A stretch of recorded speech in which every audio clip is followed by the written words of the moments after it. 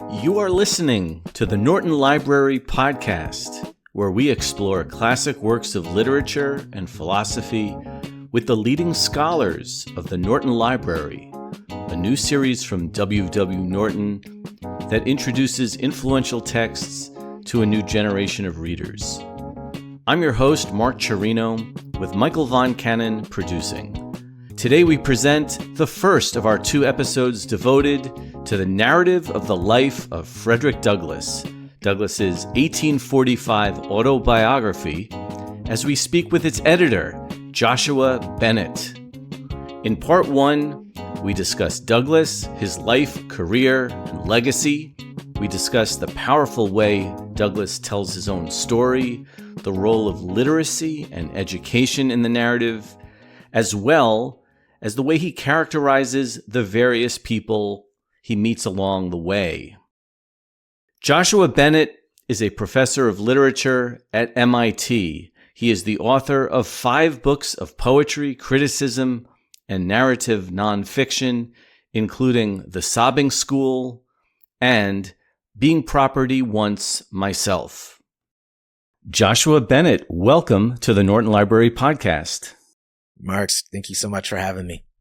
It's great to have you so we can discuss your edition of Frederick Douglass's narrative of the life.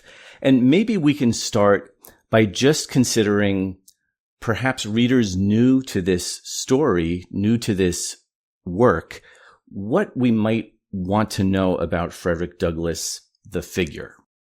Oh my goodness. So much to say that he was a prophet, a poet, an artist, a father and husband. He was the most photographed American of the 19th century. He was a master of rhetoric. I mean, one of the great joys of revisiting this text was just seeing all the kind of rhetorical devices that he employed. In the appendix, there's a poem, which is also a parody, right? Again, that love of rhetorical device. He was a Christian. He was someone who was deeply invested in the future of technology, right? So, I mean, one of my favorite pieces of writing from Douglass is actually an 1873 speech he delivers in Nashville called Agriculture and Black Progress. And there he talks about how the heart of a horse is much like the heart of a man. And it made me think, this was one of the first animal rights activists in American history. So Frederick Douglass was something of a Renaissance man. He was all things to all people. And I think his example is a stellar one for us to return to today.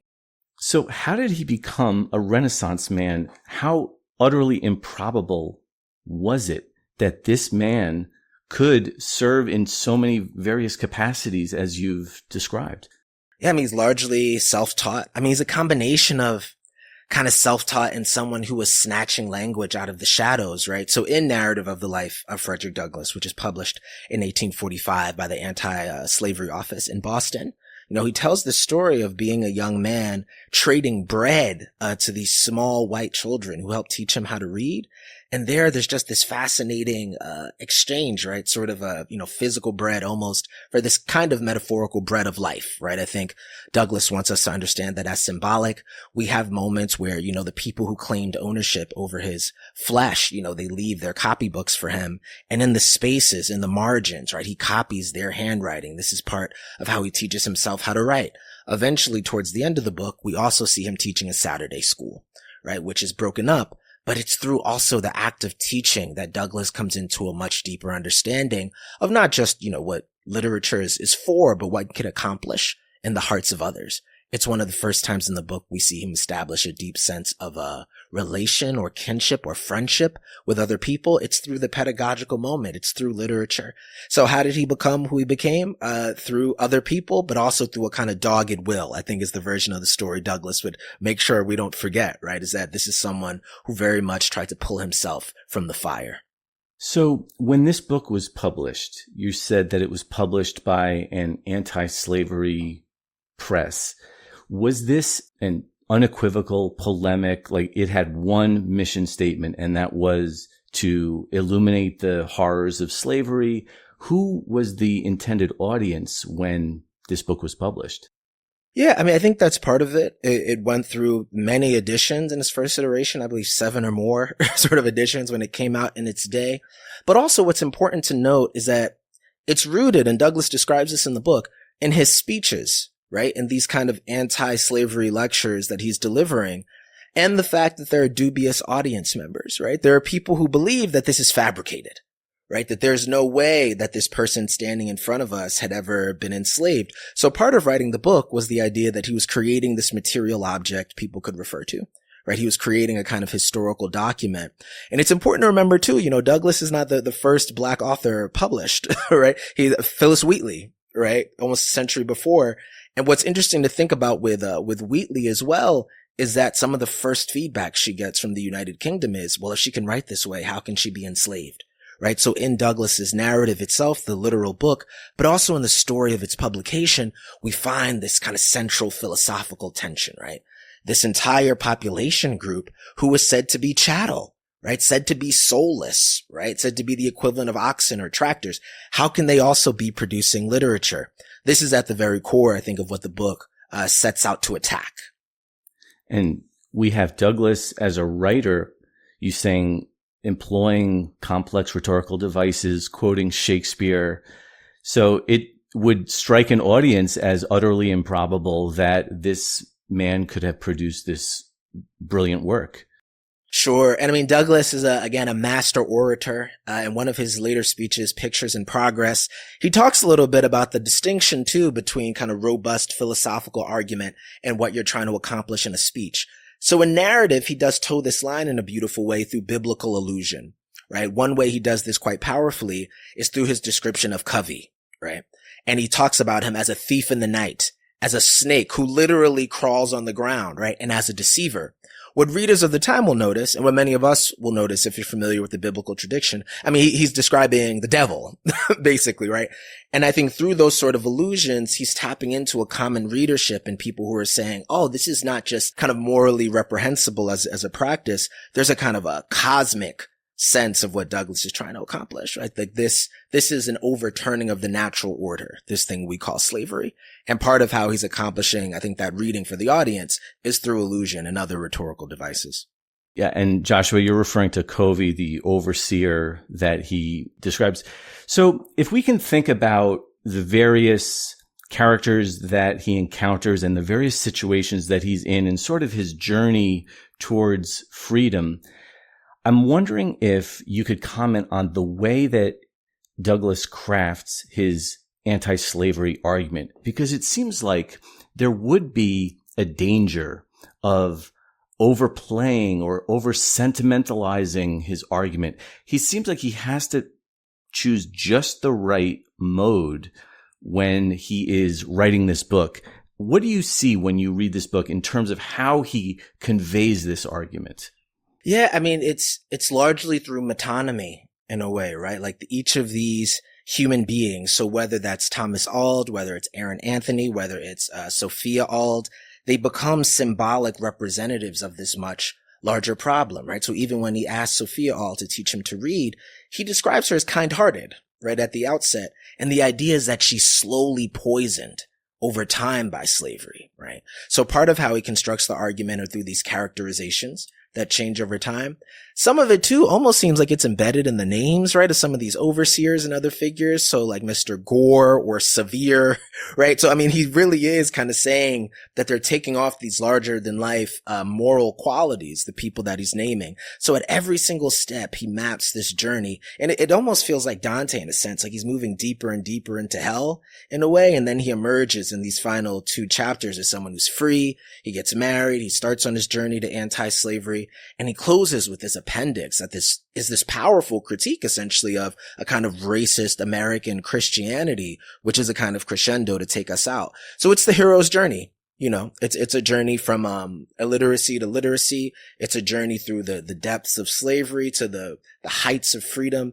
And that's how he accomplishes it, through this kind of marvelous pacing, but also through giving us a kind of deep account of the internal struggles of the enslaved, right? At so many different points. He talks about just the pain he felt, even in learning to read, right? He says he regretted it at first, that he almost misses not knowing because literacy gave language to the pain he felt inside. I think that's something too that in that kind of historical moment, he's giving the reader something to grab onto. And I think it's simultaneously strategic. It's his personal truth, it's a historical recollection, but I think he's also trying to accomplish a kind of emotional effect in his readership. Is it surprising that Douglass spends time commenting not just on slavery's obvious effect on Black people, but also its effects on slave owners? Is it unusual that Douglass is considering the ill effects of slavery on everybody, not just those who are enslaved? Sure. No, I think it's absolutely necessary. Right. I mean, given who his readership is, right? His readership is this largely kind of white and not just American, but hopefully international audience, right? Who's coming to this and saying, oh, this is destructive for all of us. Now, I also think this is a philosophical principle that's really important for us to understand, right? Douglass thinks this is not just bad for white and Black human beings. He literally is saying it's destroying the earth. Right? That slavery almost kind of, coerces us into these relationships too with plants and animals that are fundamentally destructive, right? We come to understand the earth as something that we pillage and destroy and, basically, transmogrify into market commodities instead of understanding the beauty of the earth and of each other. I mean, this is very much at the core of the speeches Douglass will give throughout the rest of his life. Right? He'll constantly come back to this idea. There's this speech called The Word White, which is essentially a critique of the Homestead Bill, where he's saying, like, look, we all come from the earth. That's the fundamental argument he makes, right? He said, so these divisions are not just a certain kind of social or political problem, right? They're a theological problem. They're a philosophical problem. And so part of him showing how slavery poisons white people as well is to pull his readership on board and to say, do you want to be destroyed? Or do you want to be well? Abolition is also for you, right? You too need to be freed from these kind of fetters that you're placing on yourself in engaging in these acts. I was really interested that you were referring to Douglass's structure as the hero's journey, because as we read the narrative and you get to the end, you're waiting for some sort of climax or payoff or the means that Douglass escaped slavery. And it kind of reminds you of the stakes of the book itself and the historical context in which the book was published.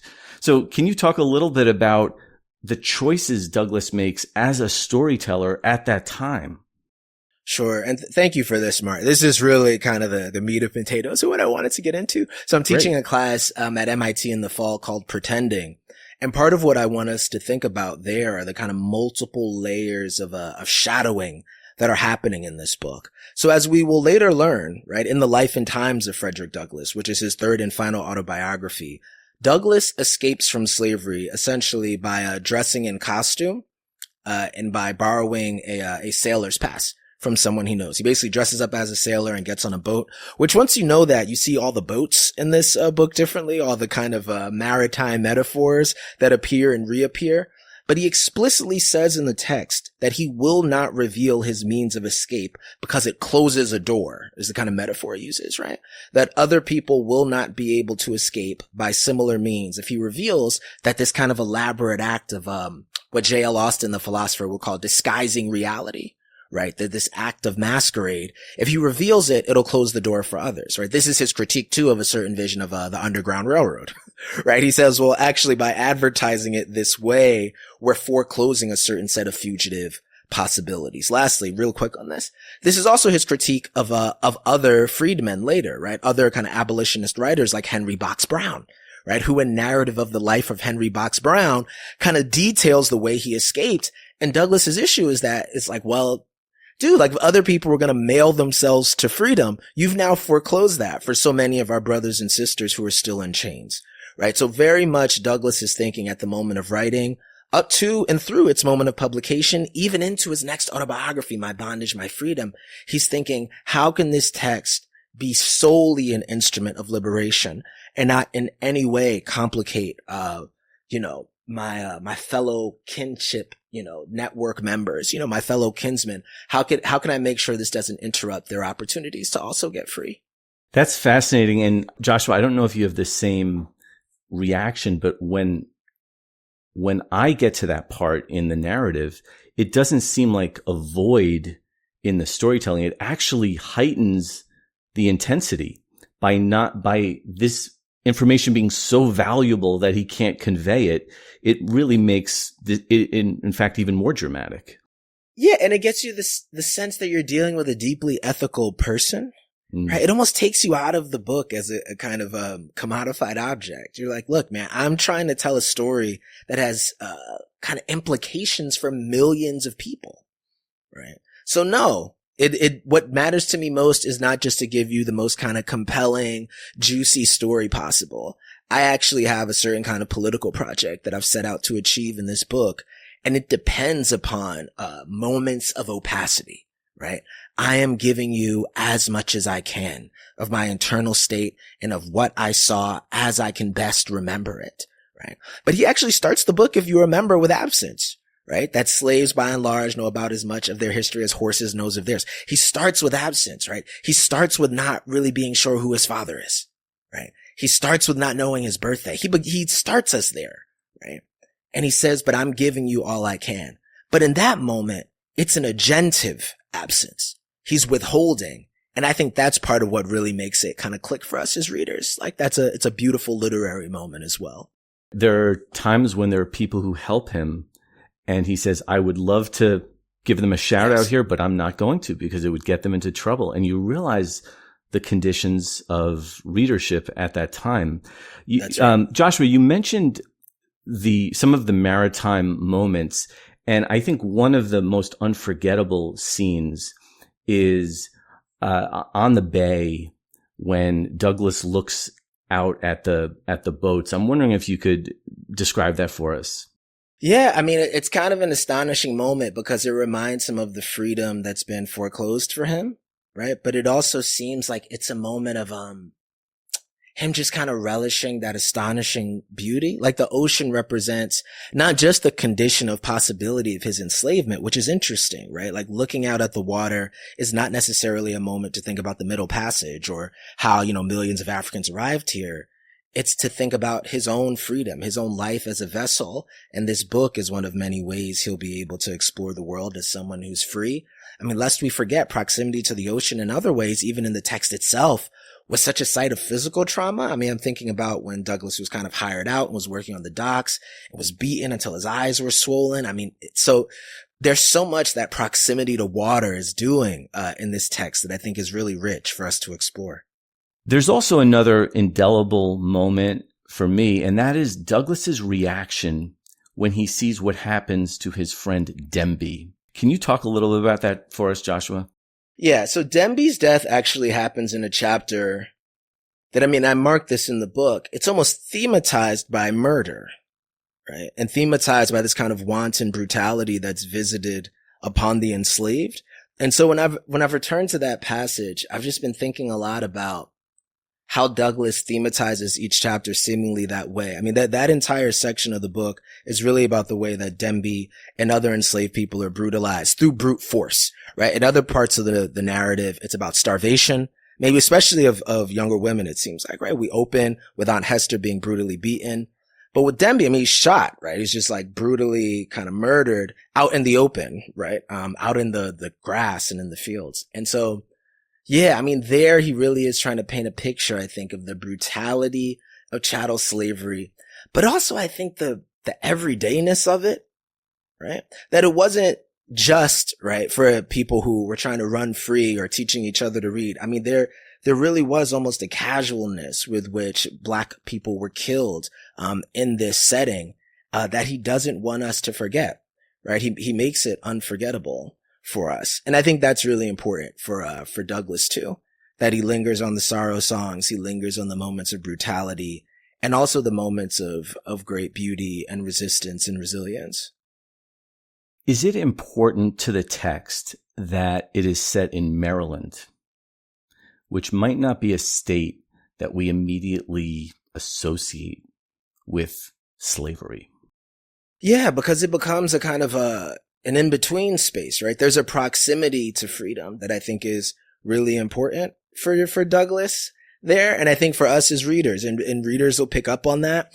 Also early in the text, there are these threats that he'll be sent away, right? Sent to Alabama. So there's this idea. And again, this is kind of the Dante's Inferno thing. Like there are depths, right? There's a threat. Like, well, you're up here with us in Maryland. If you go down to Louisiana, right? And he says this to these free black workers in 1873. He's like, no, Tennessee is a particular kind of place. Like we have all this natural beauty, but also when we think about the kinds of slavery that happened here, there were marked differences. So I think the readers are picking up on that. But I also think it serves a kind of narrative import, for Douglass as well. There's a proximity to the North and the possibility of freedom, but also this sense that, it's a kind of midpoint. Like the prefaces to your edition say, this is slavery in its fairest form. You can't look at the events of the narrative and say, well, that's Alabama or that's Georgia. It's like, no, it's Maryland. If this stuff is happening in Maryland, you'd have to use your imagination to hear what's happening elsewhere. Exactly.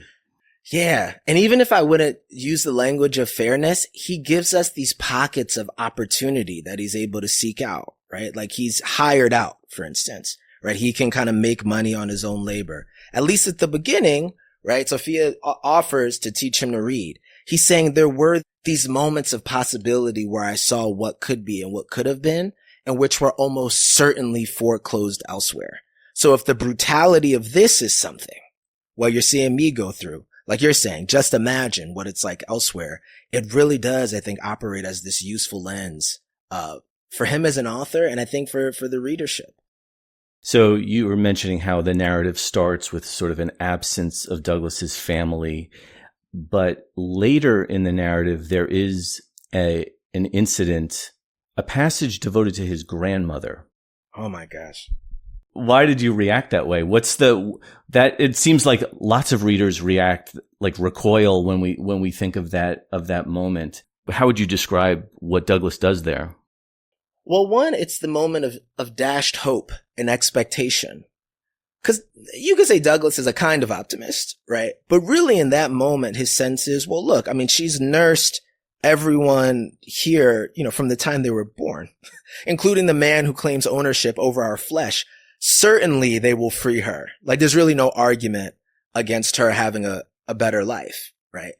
And, instead, right, she's sent to live in the woods. And what he basically describes is this kind of ramshackle box, right? And she's alone, which I just find fascinating in that passage, right? So it's not just the disrespect of her not, being manumitted, right? Of her not being set free, but the idea that now she has to be lonely as well. She has to be away from her grandchildren, right? And all of these human beings that come from her, right? And were raised by her and are alive because of her.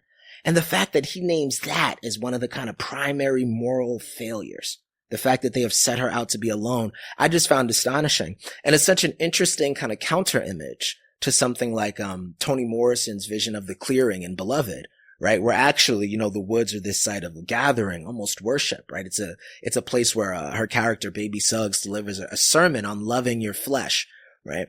And instead, what we have here is this kind of shadow of that moment, where it's this moment of ultimate disrespect, and she's essentially left out to die in the woods. So that's part of why I recoiled. I was talking about my wife, Pam, about this, and just kind of how heartbreaking it was that really is. And I appreciate you pointing it out too, because kinship is one of these major elements I highlight in my introduction to the book. And it's in no small part because, it's a big deal that he doesn't know when he was born, right? He doesn't know who his father is, that he's alienated from his mother from the time he's small.